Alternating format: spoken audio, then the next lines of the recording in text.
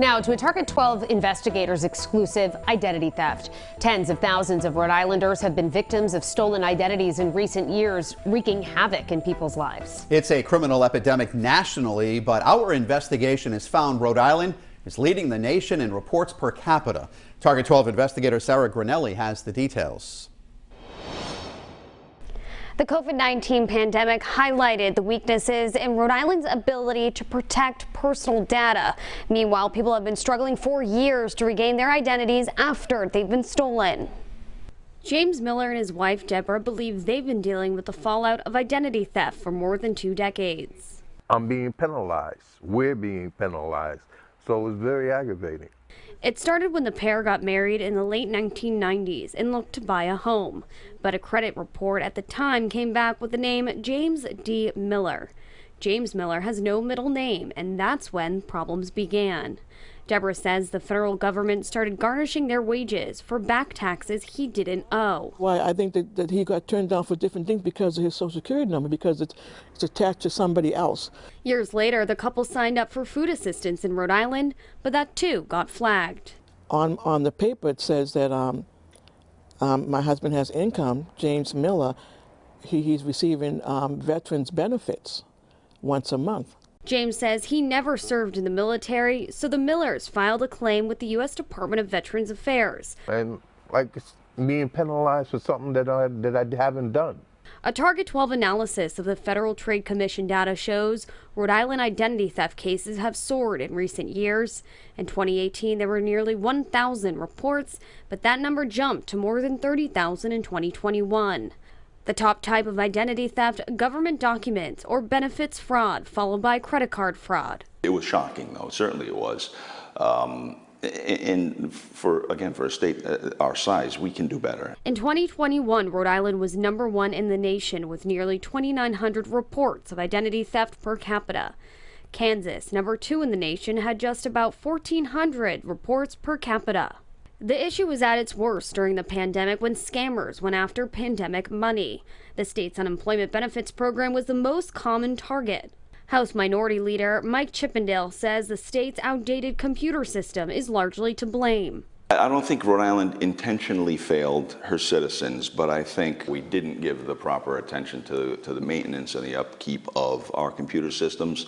The Rhode Island Auditor General estimated the state may have paid out more than $500 million in fraudulent claims through the first 16 months of the pandemic. The buck stops at the top, right? So yes, we did. We failed. We did not create an environment where folks' very valuable information was safely stored. Catching the bad guy is no easy task. Coming up at 6, we examine years of court data and sit down with the Rhode Island State Police to find out why. With the Target 12 investigators, Sarah Granelli, 12 News. Now to a Target 12 investigators exclusive identity theft.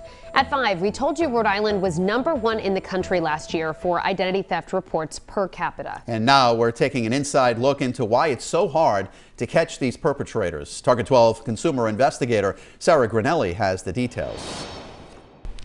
Identity theft isn't a new crime, but fraudsters keep coming up with new ideas, and the pandemic opened the floodgates. James Miller says a New Yorker stole his identity in the late 1990s, and he's been trying to sort it out ever since. I'm perturbed. In 2020, fraudsters stole millions from a small business disaster program using stolen identities and creating fake farms. I'm looking for Fernandez Cattle Farm. Oh. Is this a cattle farm? No. It isn't? Last month, URI employee Alejandra Morelli sued the RI Public Transit Authority, saying fraudsters have targeted her credit cards and bank accounts. I can personally speak to the stress that this has caused me. Victims' information, it's already out there. So it's just a matter of fraudster or somebody getting access to it and trying to utilize it however they can. Lieutenant Richard Patazik heads up the State Police Financial Crimes Unit. He says it's hard to catch the bad actors who are oftentimes overseas. But a lot of the information, again, because it's online, they have access to, information throughout the country or even the world. In fact, a Target 12 investigation found in 2021 there are more than 30,000 identity theft cases reported to the Federal Trade Commission. That same year, 71 identity theft charges were filed in state and federal court.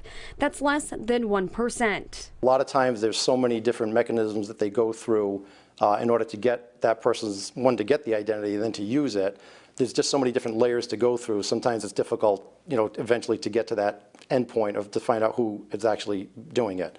Rhode Island became particularly vulnerable during the pandemic. The state is still trying to sort out what went wrong, becoming #1 in the country for reports of identity theft in 2021. Just that procedure itself makes it vulnerable for people to be able to, get access to that information and benefit from it in a fraudulent manner. For James, he says having his identity stolen for more than 2 decades has taken a financial and emotional toll on him and his family. I'm working part-time, and it's like, trying to make ends meet, and they're not meeting, they're just not meeting. And police recommend checking your credit report often to see if someone has taken out a credit card or even a loan in your name. If you do see something suspicious, file a police report and file a fraud alert with your credit bureau. With the Target 12 investigators, Sarah Grinelli, 12 News.